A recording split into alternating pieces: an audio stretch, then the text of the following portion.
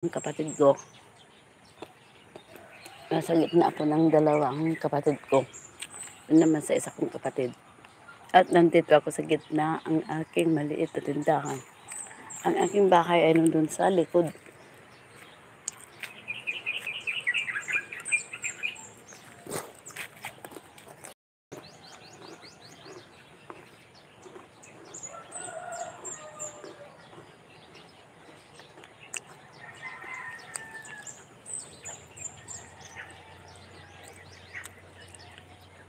Ibon.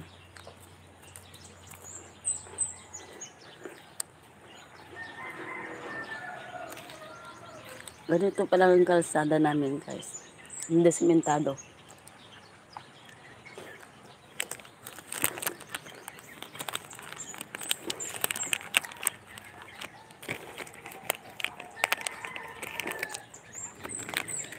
Lalabas na yun sa kanila.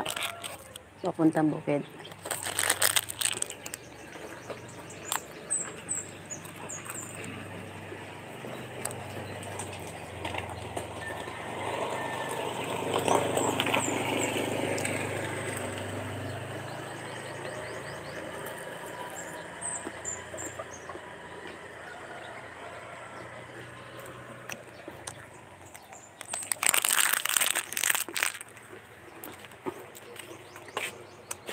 Aking kape.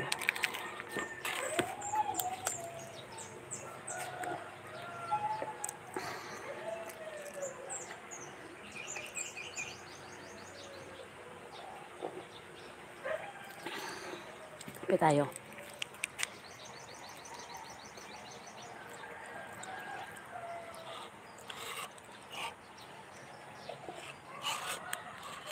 Yan, may manok.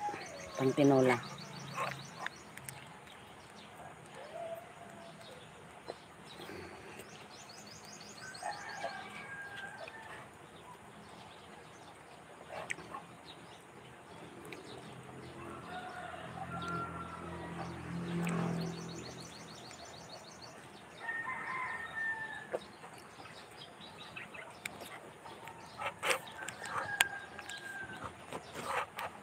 Hello guys, dito tayo sa harap. Magkakape habang tayo ay titingin-tingin dito sa labas.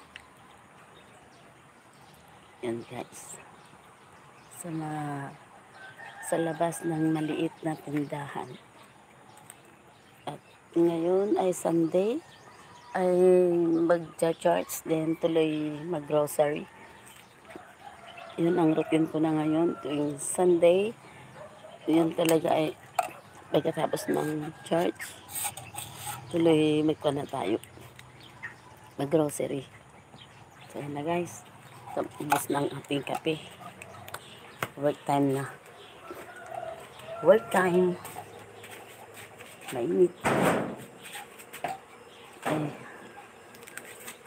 Ito ay tindahan ni Mami noon, kaya lumang-luma siya guys. Luma. Kay mother ito. Kaya lang hindi niya na paganda kasi wala siyang kisame. Ayan siya guys, wala siyang kisame. Kaya kitang-kita ang bubong. Ayan lang, hindi na paganda ni Daddy at Mami. And then iniwan na kami. So ayan, ganyan na lang din. Hindi ko na rin ito aayusin hanggang mag-give up na rin. Para ganyan lang din yung kay mother. So hindi na natin aayusin at gagamitin ko hanggang pwedeng magamit. Ganun lang.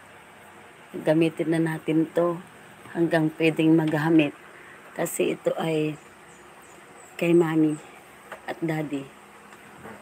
Tindahan nila, kaya tingnan nyo yung bubong, hindi na ayos. At pinaliitan ko pa nga ito eh. So, ayan. May gagawin ako, iwanan ko lang dito. Para magtrabaho na tayo. Thank you guys, thank you so much. Sa mga mapapadaan dito sa aking live. At iwanan ko na dito ang ating live.